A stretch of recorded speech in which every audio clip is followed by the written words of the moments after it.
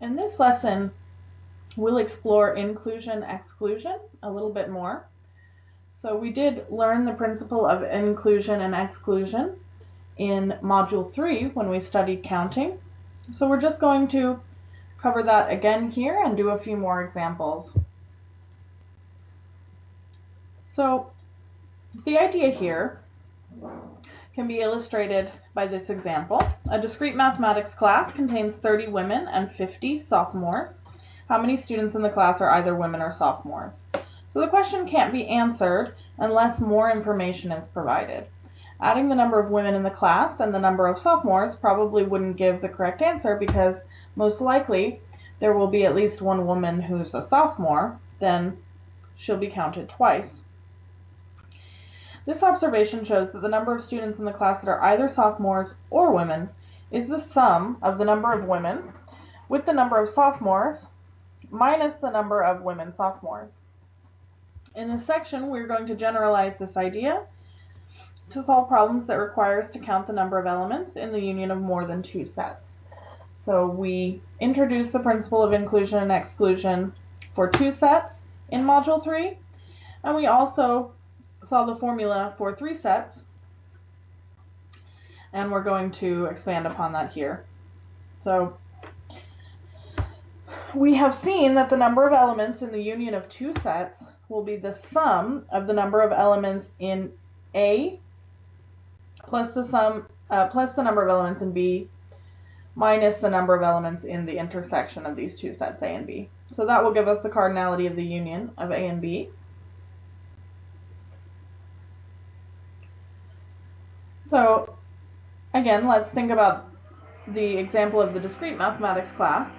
Every student in a discrete mathematics class is a major in computer science or mathematics or both.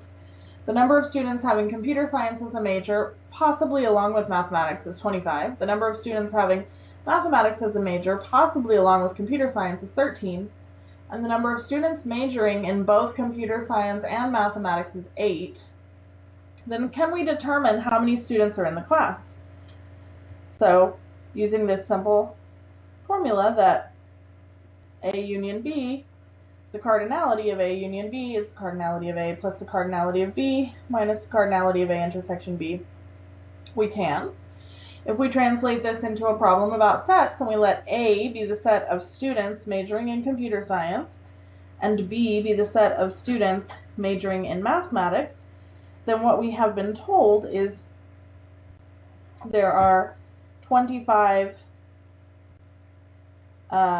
computer science majors, there are 13 mathematics majors, and the intersection is 8. So that gives us the total number in the class because we know that everyone in the class must be in A or in B or in both. So we end up with 25 plus 13 minus 8, 30 students in the class. And that's illustrated here in this Venn diagram. I know it's a little bit hard to read, but you can picture the computer science majors as the blue bubble, the mathematics majors as the gray bubble, and then the intersection where you have both the blue and the gray hashing is going to be double majors in math and computer science, and together there will be 30 students. Another example that we could do would be how many positive integers not exceeding 1,000 are divisible by 7 or 11. So again, we'll translate this into a question about sets. We'll take A to be the set of positive integers not exceeding 1,000 that are divisible by 7. We'll take B to be the set of positive integers not exceeding 1,000 that are divisible by 11.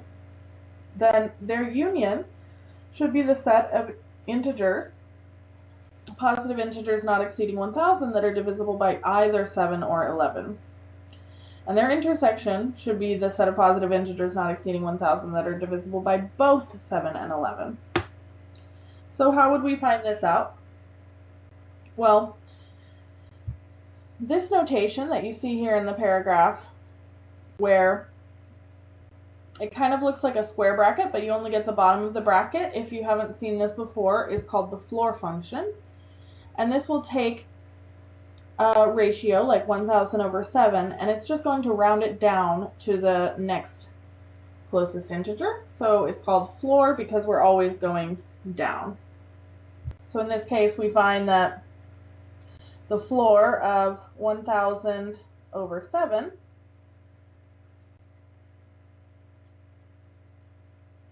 is the floor of something like 142.8571. And so even though it's closer to 143, it's going to go down to 142, because if you think about dividing 1,000 by 7, it's not important that there's part of another 7 in there. So we will always go down. So we have 142 integers divisible by 7. We can also do the floor of 1,000 divided by 11, which is the floor of 90 point something. And again, the point something doesn't matter, because if it's not a whole multiple of 7, we're not concerned about it. So we're going to go down and we're going to say there's 90 integers that are divisible by 11, less than 1,000. And then finally, because 7 and 11 are relatively prime, I'll pause here and define relatively prime for you. That means that they don't share any common factors. And in fact, in this case, 7 and 11 are also prime numbers. We know what prime numbers are. But relatively prime numbers don't have to be prime. They're prime with respect to each other, meaning there are no multiples of 7 that divide 11 and no divisors of 11 that divide 7. Okay, so 7 and 11 are relatively prime. So consequently, the integers that are divisible by 7 and 11, the number of positive integers is exactly going to be the floor of 1,000 divided by 11 times 7, or divided by 77 if you prefer. And that's the floor of 12.9870. And again, we take 12. All right. So if we think about these in terms of the sets, then the number that we're looking for is going to be A union B. The number of positive integers not exceeding 1,000 that are divisible by either 7 or 11 or both. And that should be, well, first, the number of positive integers not exceeding 1,000 that are divisible by 7, which is 142. Then the number of positive integers not exceeding 1,000 that are divisible by 11, which is 90. And then minus the number of positive integers not exceeding 1,000 that are divisible by both 7 and 11. They got counted here in the 142. They also got counted here in the 90. So if we just subtract them once, then we'll have the right count. So minus 12. So in this case, there are 220 of them. And so we were able to find this quickly using simple inclusion-exclusion without having to sit and list 7, 14, 21, 28, and so on. We could have done that, but as you can see, since there are 220 of them, we would have been at it for a while. So how does this help us to understand our development of a formula for the number of elements in the union in a finite number of set? For concreteness, we could consider the union of n sets, where n is positive, any positive integer, but we're going to start with 3 sets. So to construct the formula, we'll notice that if we just add the cardinality of 3 sets, A plus cardinality of A plus the cardinality of B plus the cardinality of C, that it will count each element that is in exactly one of the three sets once, elements that are in exactly two of the sets twice, and elements in exactly three sets three times. So this is illustrated here. So any element that's in exactly only in A gets counted once. If it's only in B, it gets counted once. If it's only in C, it gets counted once. But you can see that if it's in A and C, then it's going to get counted twice. If it's in B and C, it's going to get counted twice. If it's in A and B, it's going to get counted twice. And finally, if it's in A, B, and C, then it gets counted three times.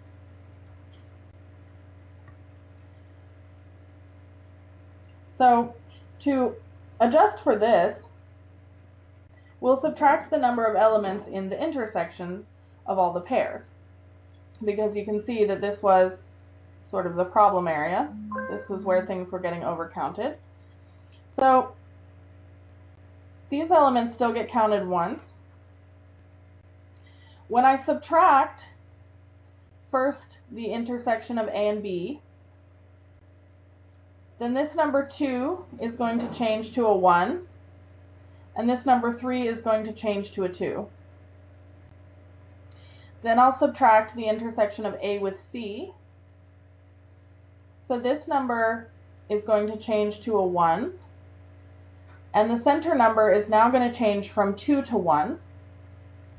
Then I'll subtract the elements in this intersection of B and C, and this number is going to change to a 1, and the center number now will change from 1 to 0, because you can see that it got subtracted 3 times. So now I've counted everything once except for those elements in the intersection of all three sets. So the final adjustment that I'll have to make is to go back in and add in that intersection, and that brings us to the formula that we've already seen before, that the union of that the cardinality of the union of three sets is first the sum of the cardinality of each of the sets individually, then we subtract the cardinality of the double intersections, and then we add back in the cardinality of the triple intersection. So if I add back in the cardinality of the triple intersection, then I get that each of these bubbles, the elements in it, have been counted exactly once, which is what I wanted. So this is my formula for the cardinality of the union of three sets. And even if these sets were disjoint, this formula is going to work perfectly fine. You just might have that these intersections are 0, so the formula is not changing, but you can use this formula perfectly well in that situation as well. So this is going to bring us to the general principle of inclusion and exclusion for n many sets of finite cardinality, and we want to take the union of n of them and find its cardinality. We're going to just expand upon this process a little bit. So first it's going to be, we're going to add the cardinality of all of the sets individually. Then we'll subtract the cardinality of the intersection of any two sets. Then we'll add the cardinality of the intersections of three sets. And we're going to keep going back and forth, adding and subtracting, adding and subtracting. So if I wanted to add up the cardinalities of the intersections of 4 sets, then they would get subtracted. The intersections of 5 sets, their cardinalities would get added, and so on. So we denote that by using this -1 to the n plus 1, which is to say that if it's a single set, then it's -1 to the square, so it's +1. If it's a double intersection, then we'd have -1 to the 2 plus 1, which is why it's negative, because -1 cubed is -1, and so on. Now we can actually prove this formula, and I'm just going to go through that very briefly with you. We'll show that an element in the union is counted exactly once by the right-hand side of the equation, so by this expression. Suppose that A is a member of exactly R many of the sets, A1 up to AN. where 1 is less equal to r less equal to n. This element is counted r choose 1 times by just adding the cardinalities of the single sets. And it's counted r choose 2 times by adding the cardinalities of the intersection of 2 sets. In general, it's going to be counted r choose m times in a summation that involves the cardinality of the intersection of m sets. So the element will be counted exactly r choose 1 minus r choose 2 plus r choose 3 minus r choose 4, and so on, negative 1 to the r plus 1 times r choose r. Exactly this many times by the expression on the right. So our goal would be to evaluate this quantity. How many times does it get counted? So we have r choose 0 minus r choose 1 plus r choose 2 minus r choose 3, and all the way up until r choose r. We have that all adds up to 0. Hence, since r choose 0 is 1, we can move all of the other terms to the other side. So add r choose 1 to the other side, subtract r choose 2, that's what you get here, and you have that 1 is equal to this expression. Well, we wanted to count it exactly once. So this is the proof that this is the right formula, because we've counted the element exactly once as we wanted. So each element in the union is counted exactly once by the expression on the right-hand side, proving the principle of inclusion-exclusion. The inclusion-exclusion principle gives a formula for the number of elements in the union of n sets for every positive integer n. There are terms in this formula for the number of elements in the intersection of every non-empty subset of the collection. Hence, there are 2 to the n minus 1 terms in the formula. We know that the power set of a collection of n elements, or a set of n sets, would have 2 to the n elements in the power set. And so since there's a representative for every element in the power set except for the empty set, there are going to be 2 to the n minus 1 terms in the formula. So for example, here's the formula for the union of 4 sets, the cardinality of that union, which we did find in Module 3 in one of the lectures. And if we count how many terms, that's 1, 2, 3, 4, 5, 6, 7, 8, 9, 10, 11, 12, 13, 14, 15.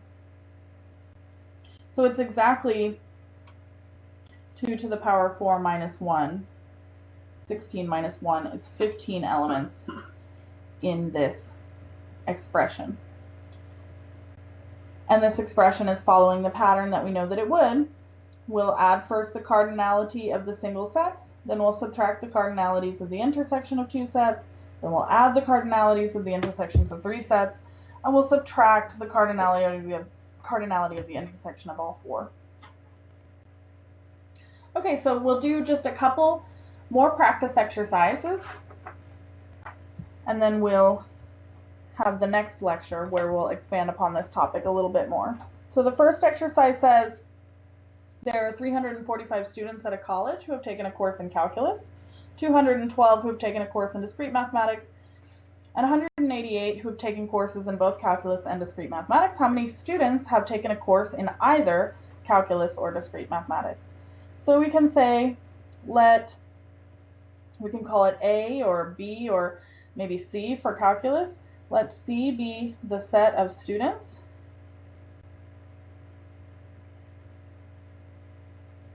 who have taken calculus.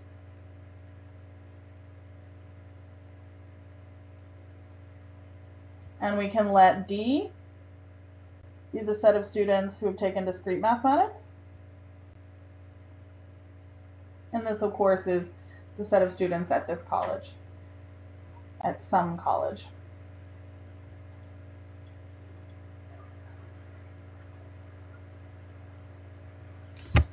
So when the problem says that there are 345 students who have taken calculus, it's telling us that the cardinality of C is 345. And there are 212 students who have taken discrete mathematics, so the cardinality of D is 212. We also know that there are 188 who have taken courses in both calculus and discrete mathematics. So calculus and discrete mathematics, well, that student should fall in C and D. So C intersection D, its cardinality is 188. And then the question has asked us, how many students have taken a course in either calculus or discrete mathematics? So the collection of students who have taken a course in either calculus or discrete mathematics should be the union of the students who've taken calculus with the students who've taken discrete mathematics. We want to find its cardinality. And we know then that it should be 345 plus 212 minus 188. And that should be 369 students in the union of C and D. Okay, a sort of similar problem. There are 2,504 computer science students at a school. Of these, 1,876 have taken a course in Java, 999 have taken a course in Linux, and 345 have taken a course in C. Further, 876 have taken courses in both Java and Linux, 231 have taken courses in both Linux and C, and 290 have taken courses in both Java and C. If 189 of these students have taken courses in Linux, Java, and C, how many of these 2,504 students have not taken a course in any of these programming languages? So how would we interpret this? You'll notice that I read all the way through the problem before getting started because I need to know what the problem is asking me. So it starts by telling me about these 2,504 students. Eventually it wants to know how many have not taken a programming language. So I'm going to say I want to let my universal set be the set of all computer science students, and its cardinality is 2,504. That's the first line in the problem. So let U be the universe of all computer science students at the college. Then let's give these other sets names as well. Let's let J be the students who've taken Java.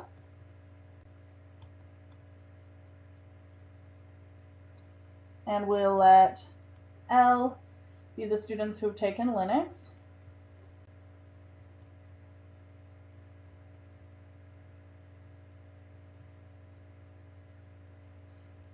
And these are sets of students, of course. The set of students who have taken Linux.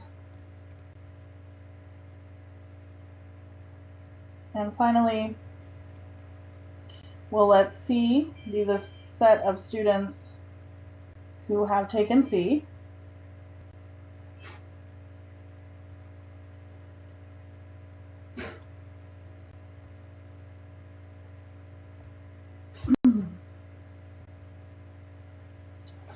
So what we have, the information that we have, is that the cardinality of J is 1,876. The cardinality of L is 999. The cardinality of C is 345. Then 876 have taken both Java and Linux, so they'll be included in J as well as in L. So the intersection of J with L has cardinality 876. Students who have taken Linux and C, they'll be included in the set L as well as the set C. So the cardinality of that intersection is 231. And then there are 290 students in the intersection of J with C. Those are students who've taken Java and C. Finally, we know that 189 students have taken Java and Linux and C. So with this information, we should easily be able to calculate how many students have taken at least one of Java or Linux or C. Maybe they've had 2 or 3 classes, but this union is going to represent the students who've taken at least one. So by finding its cardinality, I'll know how many students have taken at least one. So I'm going to use my formula. First, I'll add the cardinalities of the sets themselves. Then I'll subtract the cardinalities of the intersection of 2 sets. And then I'll add the cardinality of the triple intersection. And this ends up being 2,012 students, if I have plugged that in correctly. The question had asked me how many of the students did not take any language. So the number of students that did not take any language, well, that should be the number of all students minus the number of students who have had a programming language. That will give us the number of students that did not have a programming language. We know that there were 2,504 computer science students altogether. There are 2,012 that have had a programming language, so that is 492 students have not taken a course in a programming language.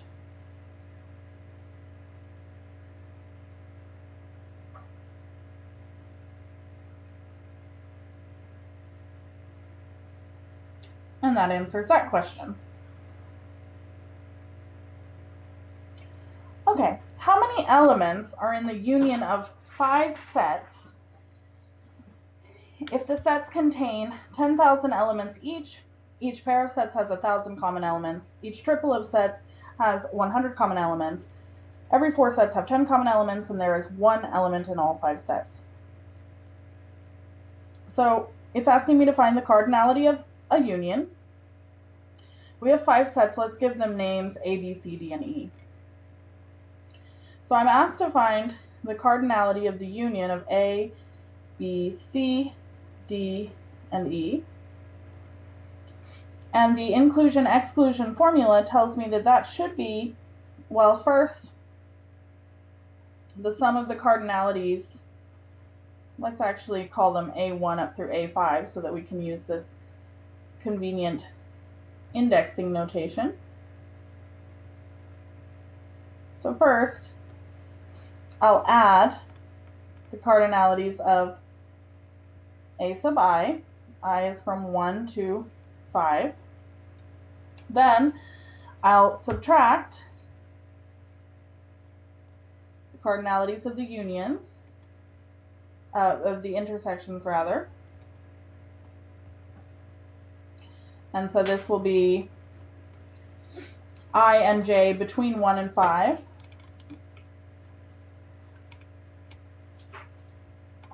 Then I'll add the cardinalities of the triple intersections. So let's call them AI, AJ, and AK. And again, I know 1 less equal to I, J, K, and less equal to 5. Then I'll subtract the sum of the cardinality of the quadruple intersection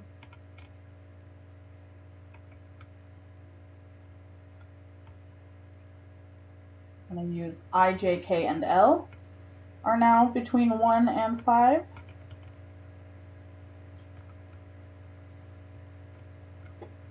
And finally, I will add the intersection of all of them.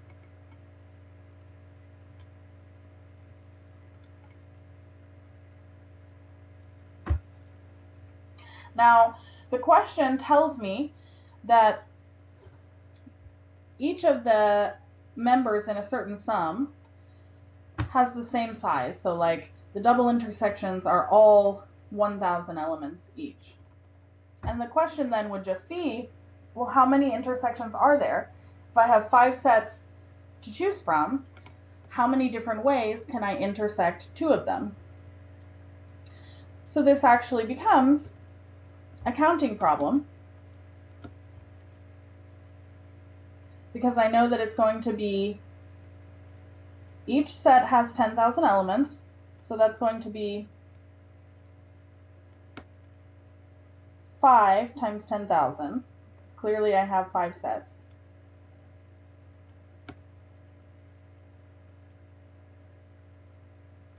But another way that I could say that is I could say that's 5 choose 1 times 10,000. Then I'll subtract. And how many ways can I find the double intersection? Well, 5 choose too many ways, the same number of ways that I can choose 2 sets out of 5. And I'm told that that has 1,000 elements in each intersection of 2 sets. Each triple of sets has 100 common elements. So for the triple intersections, I'm adding. How many triple intersections are there? Well, there are 5 choose 3 times 100 elements. Then for the quadruple intersections, I'm subtracting. How many quadruple intersections are there? 5 choose 4. They have 10 common elements in each of those quadruple intersections. And then finally, the intersection of all of them, and in fact, don't need that symbol there, right? Because it's just one thing I'm adding. So that's going to be plus 1 times 1. So I'm going to say 5 choose 5 times 1.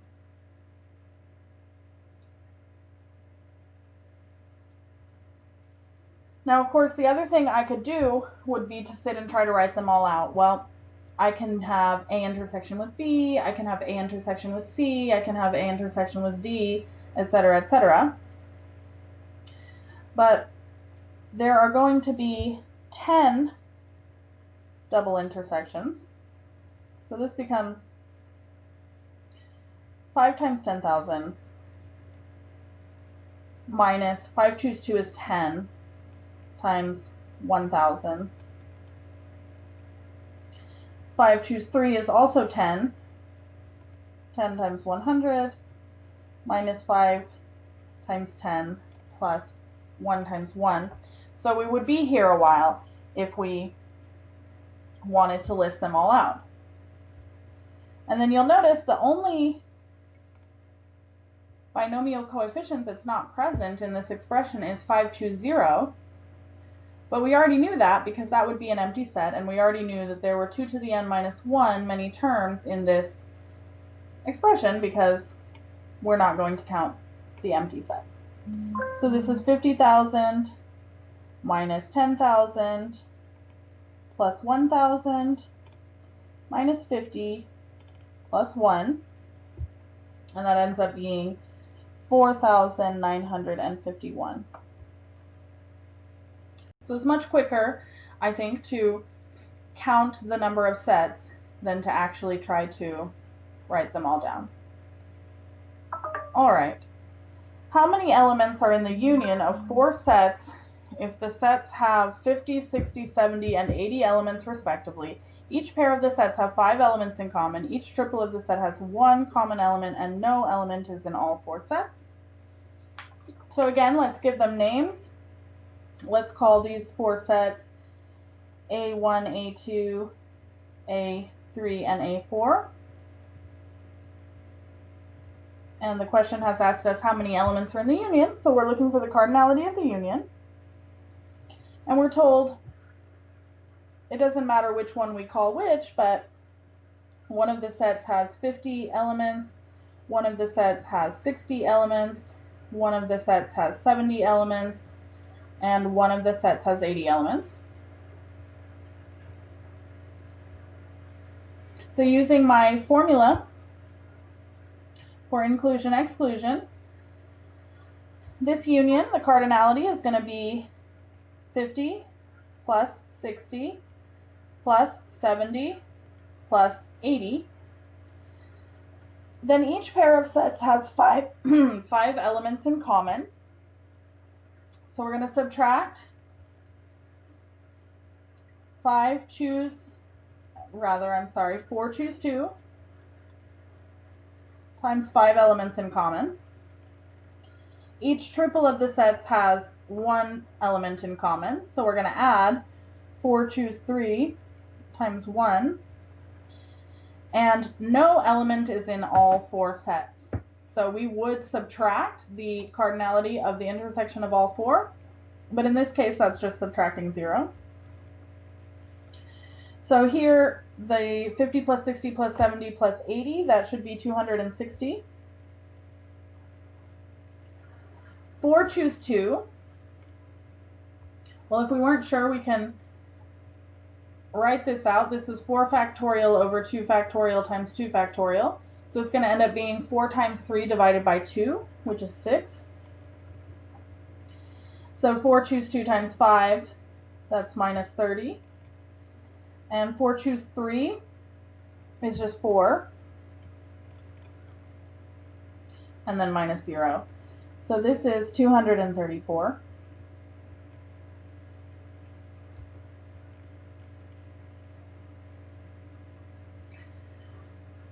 And that looks like the last exercise in this lecture note on inclusion and exclusion. And we'll dive a little bit deeper in this topic in the next lecture.